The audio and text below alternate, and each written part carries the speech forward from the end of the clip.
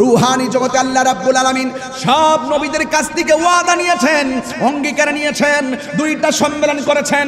একটা সম্মেলনের নাম হলো ওয়াহাদানিয়াতের সম্মেলন, আরেকটা সম্মেলনের নাম হলো রিসালাতের সম্মেলন। ওয়াহাদানিয়াতের সম্মেলনে নবীগণের রূহ, সকল মানুষের রূহ আল্লাহ রাব্বুল আলামিন একসাথে করে বলছিলেন, আলাস্তু বিরাব্বিকুম, আমি কি তোমাদের রব নয়? তখন তারা বলছে ক্বালু বালা।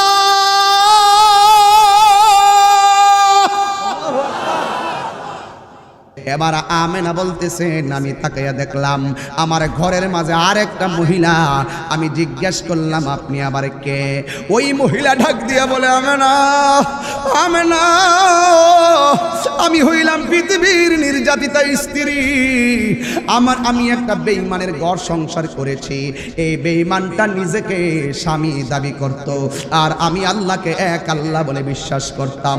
আমার স্বামী আমারে বলতো, এ পাগলি, আমার সংসার করতে গেলে আমাকে আল্লাহ মানতে হবে। আর ওই মহিলা ডাক দিয়ে বলছে, বেঈমান নাফরমান, আমি তোর সংসার করব, তুই আমার দেহের মালিক, কিন্তু ইমানের মালিক তুই না।